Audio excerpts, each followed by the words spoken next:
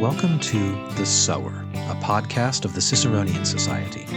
To learn more about us and our upcoming annual conference to be held March 13th to 15th, 2025 in Harrisonburg, Virginia, visit ciceroniansociety.org.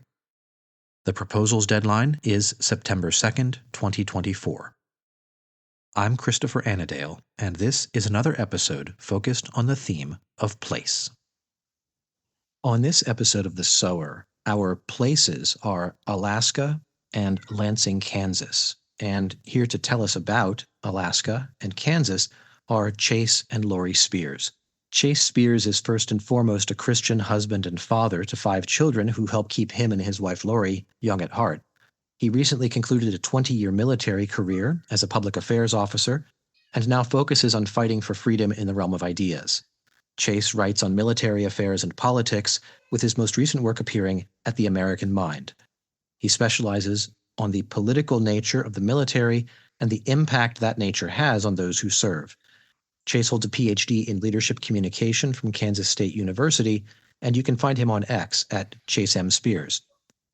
Lori Ann Spears is an educator, mom, and homemaker. In addition to homeschooling 5 children, she also teaches mathematics at St. Giles Christian Academy in Leavenworth, Kansas, and children's Sunday school at the Church of the Open Door, also in Leavenworth. Lori is deeply passionate about training up the next generation. She holds a degree in math education from Lee University. Chase and Lori, welcome to The Sower. It's great to be with you. Thanks so much for having us on, Chris. I'm talking with you two now because I remember back in early March, about 2 months ago, the three of us had an hour, maybe 2-hour-long conversation at one of the famous social nights following one of the days of our Ciceronian Society conference down in Dallas, Texas. And you guys told me all about your life, both in Kansas now and previously in Alaska. And I said, we just absolutely have to share these stories with the podcast audience and talk more about them. So I'd love to hear more. I'm sure people would like to hear more about what was your guys' life like in Alaska, and how is that and the other places you've lived shaped the kind of people you are now? Please go ahead. Yeah, sure. I remember I was at Fort Gordon, Georgia. I was in the Army at the time as a captain, going through the captain's career course. And when I joined the military, one of the reasons that Lori was very supportive of it was she said, it's kind of our way of getting to see the world, wasn't it? Yes. Among other reasons. Yes. And Lori had grown up as an Air Force brat, but had not got to travel all that much. Her father, most of his career was in Colorado Springs, where she grew up. And so we kind of took the Army as an adventure. What can we see of the world while we're doing this? And so when I went to the career course, I came home one day, our branch manager showed up with this big spreadsheet of all the jobs that were going to be open for our class. And we were instructed to rack and stack, what our preferences were. And then they would go back and do the math and decide who got what. And so I brought it home, and there were assignments from all over the nation. But in particular, there was an assignment opportunity in Alaska. Mm-hmm. There was an assignment opportunity in Korea. Yeah. And it seems like there was one other we were kind of interested in. Yeah, I just remember I was like, I want to go to Alaska or Korea. I didn't really care about anything else. Yeah. And so neither of us had ever lived in that part of the world. Neither of us had any Pacific experience, but we just thought, hey, these 2 places are on the list. They'd be really cool. And so we put down Alaska 1, Korea 2, and I have completely forgot where we put everything else because that's all we cared about. And we thought we'd have to compete to get to Alaska. That proved not to be the case. If you volunteer for Alaska, you're going to get it. And so we drove up there. Really, we almost felt a little bit kind of like adventurers, explorers, if you will, a little bit. Because we drove cross country in the winter from Augusta, Georgia, to Bellingham, Washington State. From there, we got on a ferry, and we rode the ferry for 3 days up to Haines, Alaska. And I'd love to hear how Lori remembers this, but I'll tell you, I'll never forget standing on the front of that boat as it cast off from Bellingham, Washington. And here I was, kind of this almost pilgrim feeling of I'm on a boat and I'm leaving the mainland and I'm going to something I've never seen before. And I really have no idea what it's going to be like.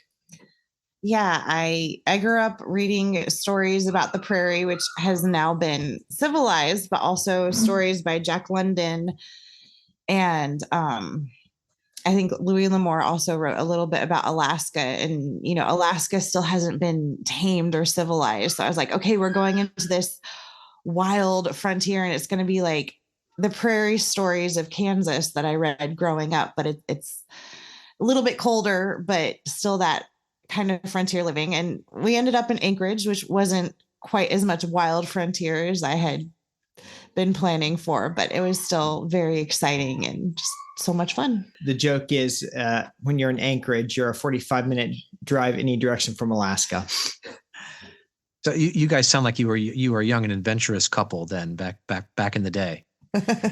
Yeah, I think so. We had this idea of let's just do what we can, see what we can of the world, and we still have a little bit of that spark. Although now with older kids, we are definitely much more interested in a place to call home long term. But at that point in time, it was about what can we see, what can we experience. And to Lori's point about Alaska being wild, we found out really quickly just how true that is. So we got off the boat at Haines, Alaska. Now, Haines, Alaska is down in the kind of panhandle. If you visualize on the map, that's still the part of Alaska that's connected with Canada. It's an archipelago, very mountainous. Most of those cities are inaccessible by road, so you go there by boat or aircraft. But Haines is the first city that is actually accessible by road. And then from there, you have a 700-mile drive out of Haines back into Canada through British Columbia, through Yukon. Then you come back into Alaska about halfway up on the eastern side. And then you drive down in between a mountain range, the last 400 miles into Anchorage. And that drive through BC and through Yukon, like, I don't know if any of you have ever experienced frost heaves on a road. So keep in mind, we're getting there in, what was it, December, January. You said this is 700 miles? 700 miles. Oh my gosh. Yeah. And we're not talking interstate driving. We're talking 2-lane, contour the land kind of road over the river through the woods. And it was January. And especially once we got into Yukon, there weren't trees anymore. You're so far north. And so everything's just white. And so you're driving on this strip of white that you really hope is the road, but you're not sure because you can't tell. It's just there's the white that looks like it's been driven on, and then there's white that looks like it's not been driven on. And you just keep following the tracks of what went in front of you however many minutes ago. Yeah. Because you're out there by yourself. Yeah, only car on the road frequently? Oh, yeah. Oh, absolutely. Especially in January. Yeah. We could go a couple hours before we'd see another vehicle passing us the other direction. So it was very humbling.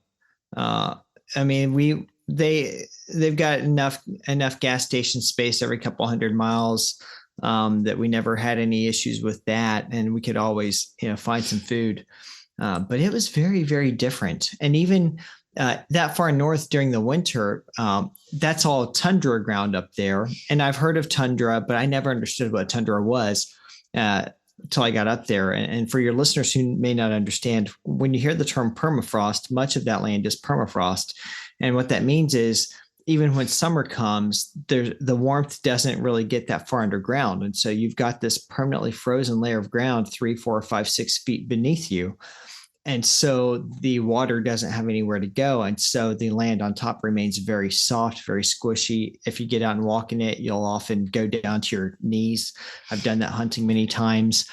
And so the land, when winter comes, it refreezes. And depending on how cold it gets, it'll do what we call frost heaving, where it will just make this otherwise flat piece of earth will just come up several feet. And so this happens on the roads. You'll be driving along and all of a sudden you'll hit a frost heave. And sometimes you can see it coming and slow down for it. Sometimes the smaller ones, you can't, because like Lori said, everything's white. Like I know I'm on the road because there's piled up snow to my right, and there's piled up snow to my left, and there's reasonably clear ice straight ahead. And so that's what I assumed the road to be on. And I assumed correctly every time, fortunately. Yes. But then you hit the frost heaves, and we'd read about that. We'd been warned about it, but it's something entirely different to experience it. And so there was definitely a level of humility coming through that, of realizing we are getting the benefit of having this experience in the 21st century, when the road is still maintained every year, and we have our GPS. But I thought, my goodness, the people who built this highway in a matter of months back during the 1940s, during the Second World War, what moxie they had, and what bravery those who drove the road in the decades ahead of us had. How big are these frosties? Are we thinking about speed bumps? Or are these as much as 18 inches high? Are they going to launch your car into the air if you or tear out the bottom if you hit them too hard? The full range. Some of them are as small as speed bumps. Some of them are pretty heavy speed bumps. Some of them, if you hit them hard enough, you could launch your vehicle. Yeah, absolutely.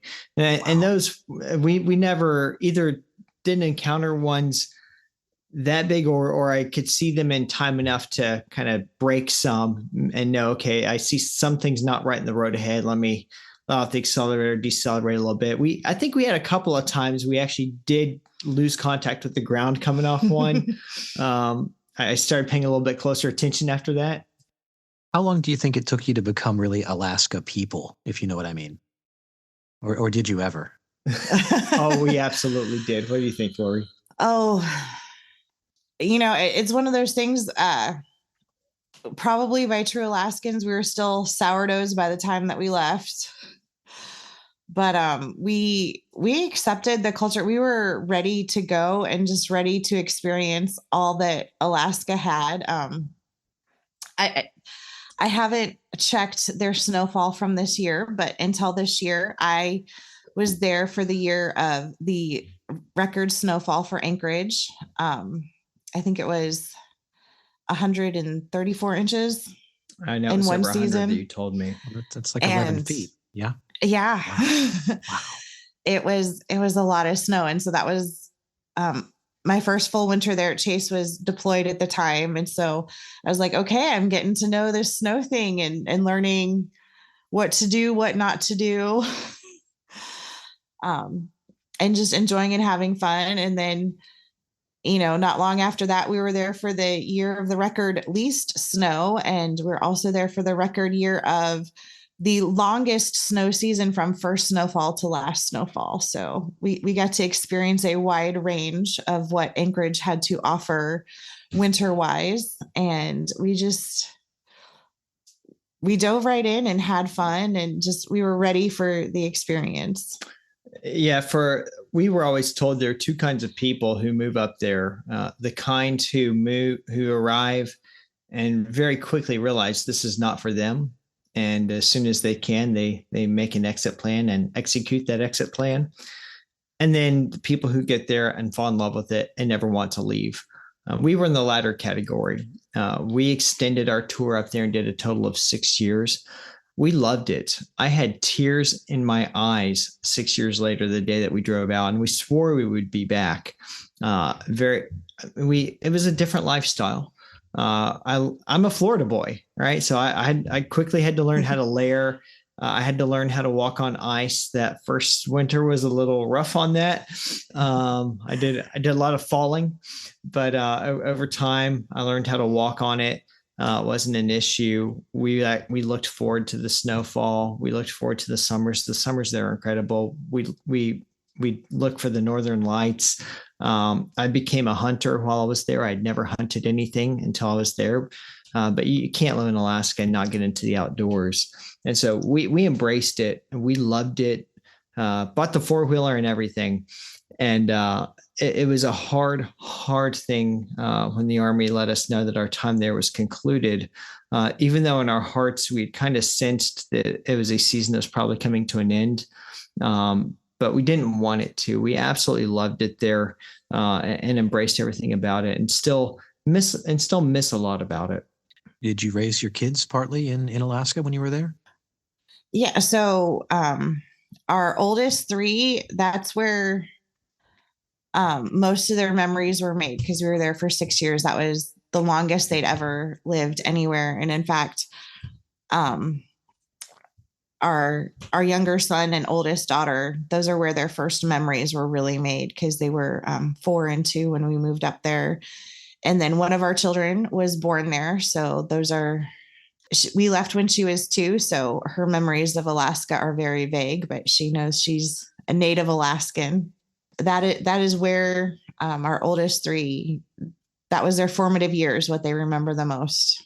Now you guys are now near Leavenworth, Kansas. So you've moved on, as one has to do sometimes in the military, from posting to posting. And Chase, you've recently retired, I think.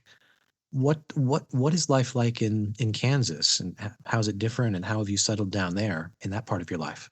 Yeah, well, it's a very different lifestyle. It's a lot more kind of like what I grew up with, except a bit of a smaller town feeling. If you would have told me 10 years ago that Lori and I would live in Kansas, I would have had a hard time believing that. And it's nothing against Kansas. I've always had this romantic idea about Kansas, and I've driven through it several times and loved the plains and loved the big sky. But I didn't have family here. There wasn't any particular thing that I expected would draw me here. But several years ago, I got sent on a 3-week mission out here to Fort Leavenworth, Kansas, which is a quick historical note, is the oldest operating U.S. military installation outside of Washington, D.C. And so a neat history there. It was set up as to help provide security for the westward movement along the Oregon and Santa Fe Trail network during the westward expansion. So some neat history there. Unfortunately, the base is known predominantly in popular culture as a prison base, but it's a lot more than that. And so I came out here as a lieutenant about, I guess, 12, 13 years ago now, just for a 3-week tour.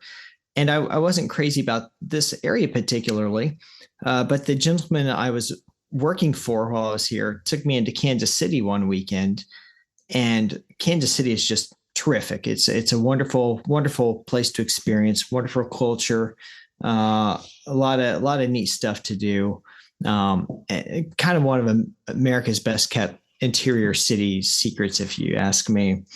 And so I thought, this is a really cool place. I'll have to see if maybe one day, if I'm selected to be a student at the U.S. Army's Command and General Staff College, which is on Fort Leavenworth, that I would hope I would get that assignment, because I would love to bring Lori and the kids out here for that 11-month tour and let them see Kansas City. And we do some stuff in the Midwest and then move on. And then what happened in God's providence, we got here for the course.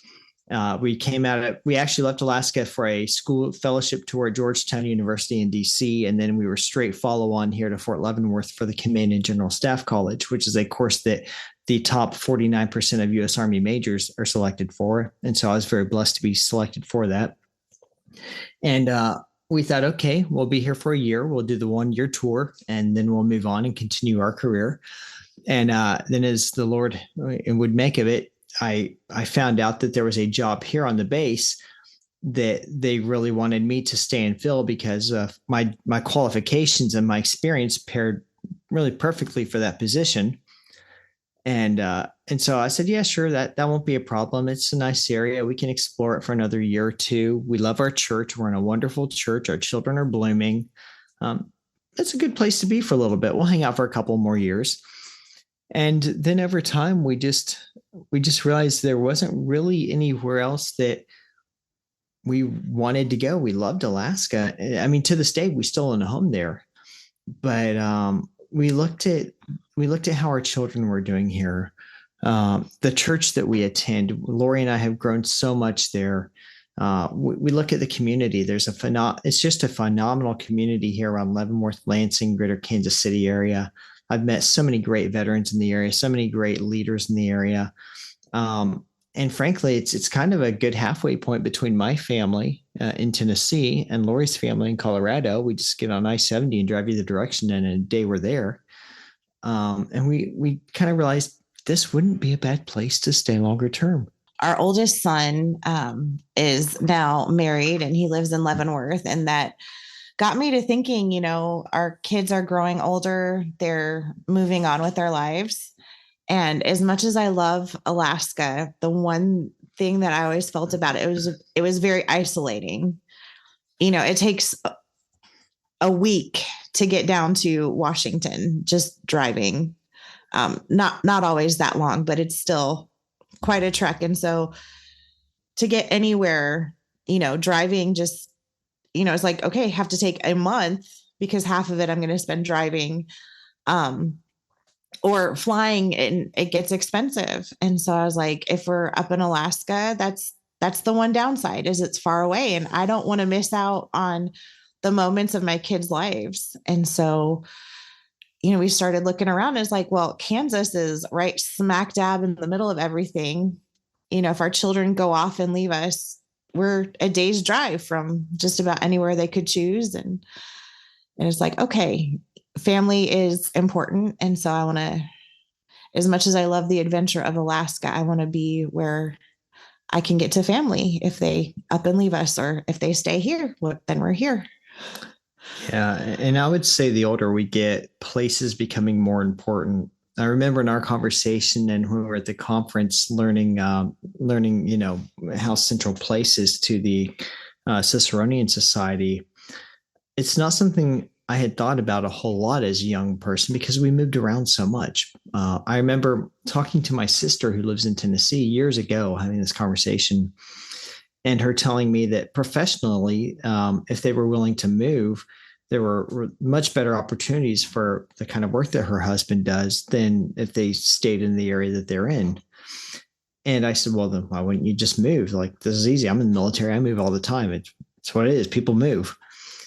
And she said, we can't leave this area. Like, this is home, and this church is our home. And that was such a foreign concept to me because, again, I'd moved throughout my childhood, and then I joined the military. We were moving. So I didn't really know what place was. To me, place was whatever piece of terra firma my feet are on right at this moment in time.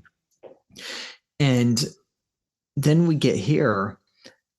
Well, let me back up. Every church that we would go to and every community we lived in were military communities and military churches.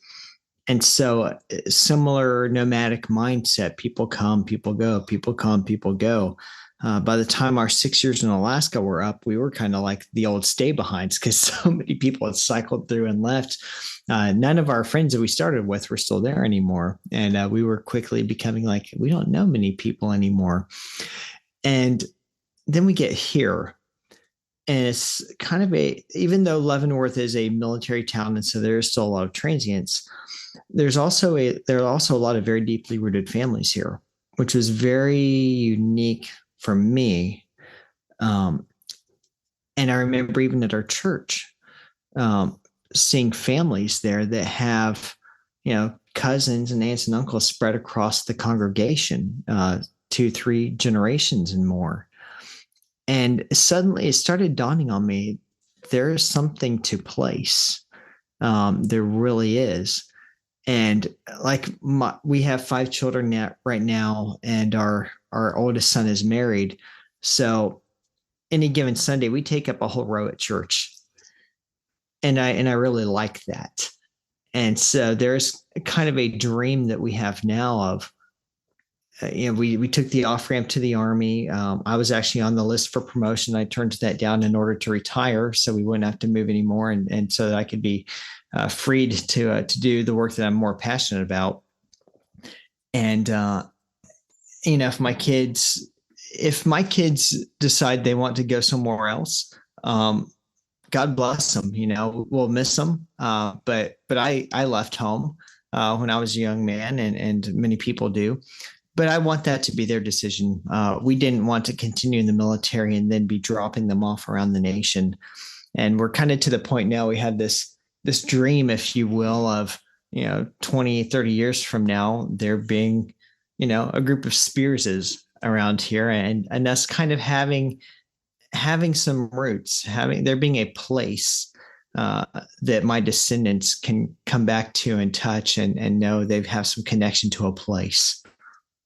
Yeah, that's funny. That's exactly the question I was getting ready to ask you. I was jotting down a note. Do you hope that in maybe 30 or 40 years there are still Spearses in the pew at church after you guys are gone, and maybe settling down, putting down roots not just for your sake but for your kids' sake and your grandkids' sake later on. It sounds like that's definitely a dream of yours.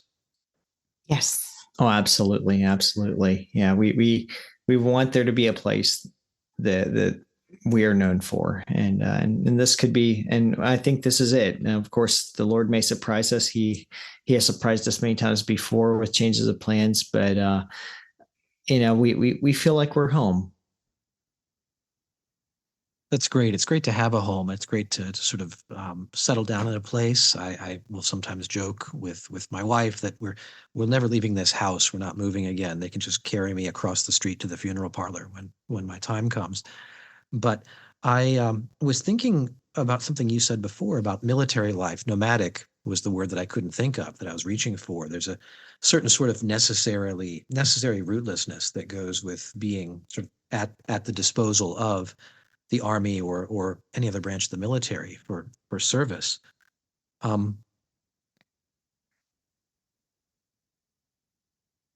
In some ways, that seems to me to be even characteristic of the modern American situation. I wasn't a military person ever, either as a child or as an adult, but I did live a kind of suburban existence, and the towns that I grew up in, the suburbs I grew up in, have changed profoundly, and they don't feel like the kind of place that I can go back to.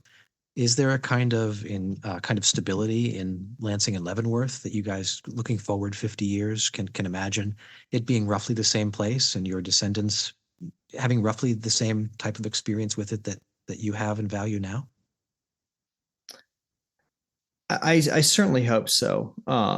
Every place changes in time. Every place adapts over time. I remember in North Central Texas, there's a little city called Graham, which is really kind of where I grew up.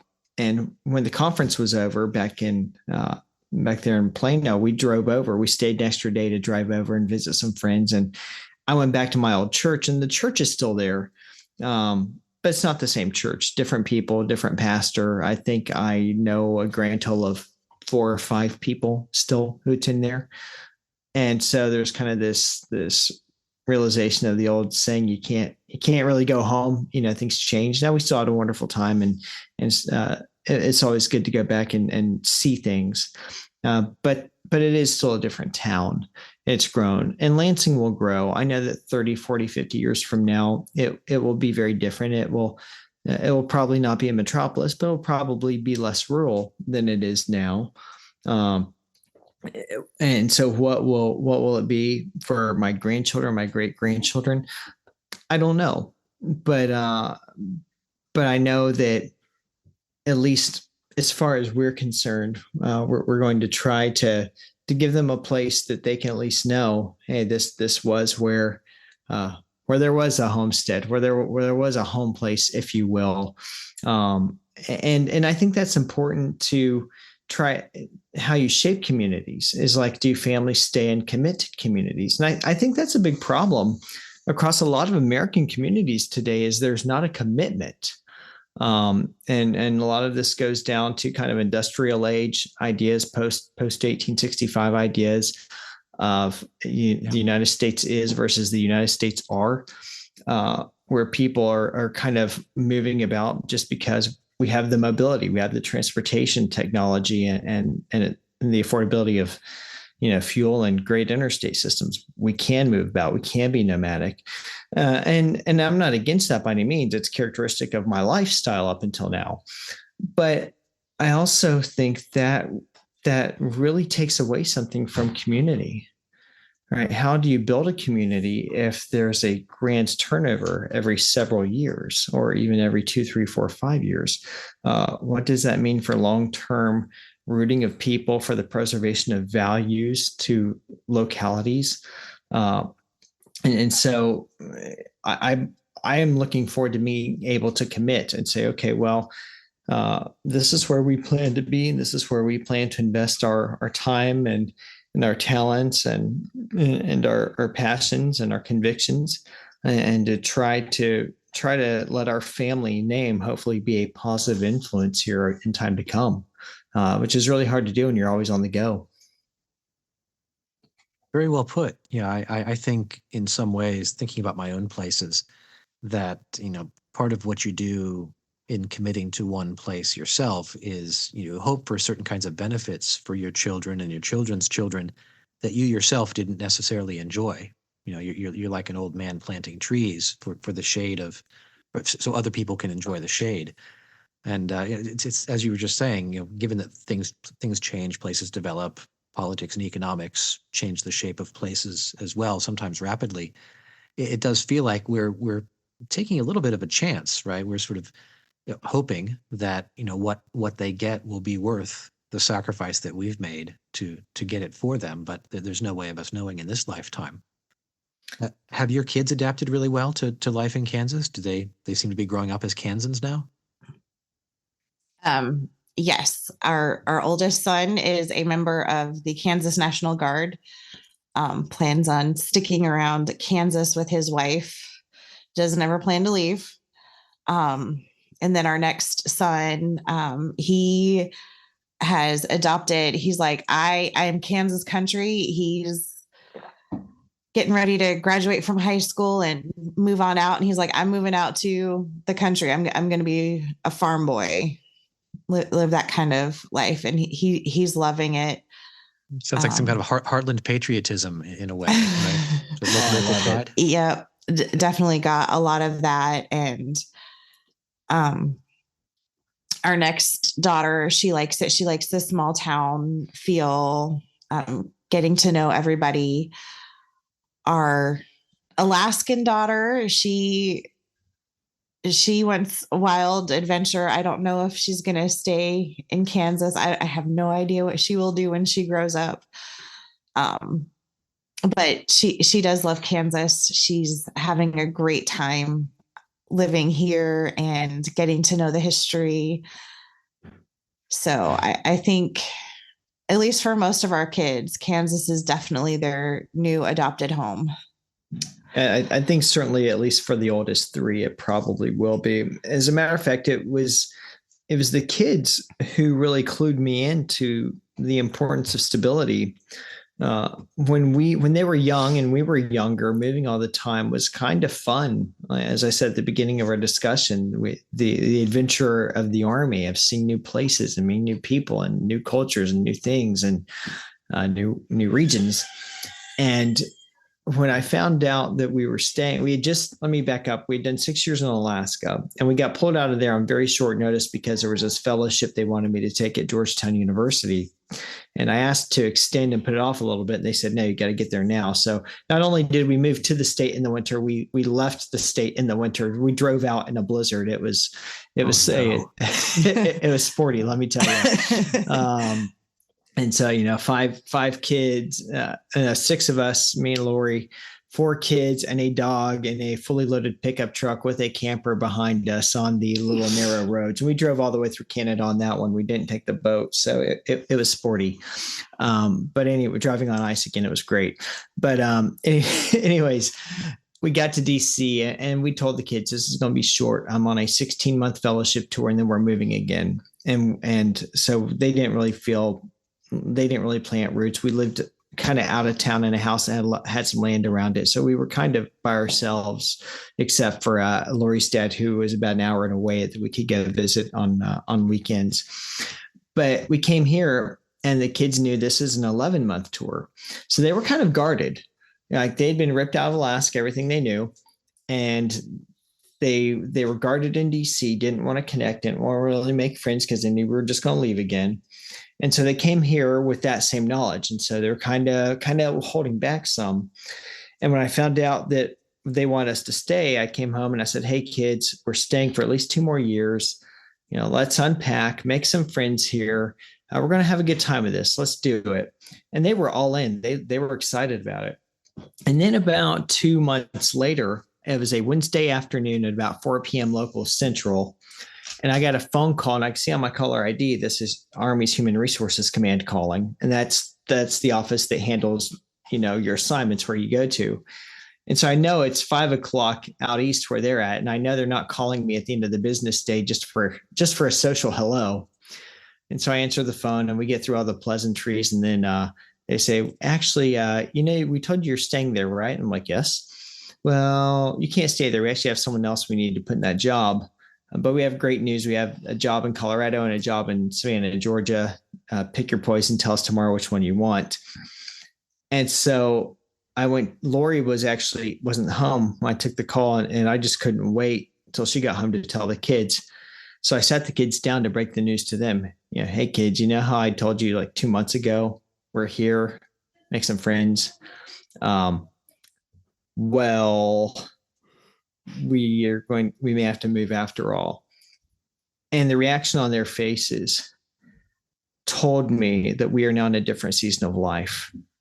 There was not excitement about, ooh, new places. There was mourning about we want to be here. We have friends here. We actually like it here.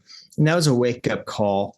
And so, long story short, we ended up staying. I called a mentor of mine, and just to kind of ask his advice on it. And he said, you don't call anyone else on this. I'm going to fix it. And true to his word, he fixed it. I didn't call anyone else. And 8 days later, I got an email from Human Resources Command with an apology for their confusion and and telling us we are staying, and kids that the relief on their face. And so they really liked the area. And that was a big clue to us that even at that point in time, I was still planning on a 30-year military career. I had the career trajectory that there was very little doubt that I would ultimately make full colonel. But at that point in time, the math equation changed, and I started realizing, all right, there are family considerations here that I haven't had to think through before, because moving is no longer purely adventurous to my children. It's actually something that that affects them in negative ways as well. And ultimately that was the first indicator, the first domino to drop, that resulted in us, within 4 years deciding we'll go ahead and hang it up at 20 and turn down the promotion so we can be rooted. Yeah, I will never forget that day coming home from class and parking the van in our garage, and my oldest came out to greet me, and he was just devastated. It was all over him, the devastation that we were going to have to move. And our older daughter was also just devastated. And our younger son, he was pretty stoked about it. He's like, moving's what we do. It's fine. We can do this. But then the 8 days later, when I got to tell him, hey, we're not moving, and just watching him cry in relief, realizing that the stoicness had just been a front that he was putting on because he had to do it, and realizing that stability is important, and allowing these kids to make and keep friends. And our oldest, I think the devastation was he had found the girl, and he did eventually marry her. And so being able to stay and get to continue that friendship with her, that it turned into romance and marriage, was very important to him. And, our other kids, they still haven't found that person, but they've definitely found their home in this place where, they've got people surrounding to support them. When there's a bad day, they've got people to go talk to. When there's a good day, they have people to go share that with. And I didn't realize just how important that was until that one day. And my stoic son was just crying in relief because he didn't have to move again. Oh my gosh! Wow, what a beautiful story! And now he's married the girl, and they're living near you. That's amazing. Let's. I think that's a great place for us to conclude. On this episode of The Sower, my guests have been Chase and Lori Spears, talking about their life in Alaska and now in Lansing, Kansas. Thank you both so much for being with us today. It's been wonderful. Thank you so much for having us. If you enjoyed this episode of The Sower, please share it with a friend and rate us 5 stars. Go to our website, ciceroniansociety.org, for more information about our activities and mission.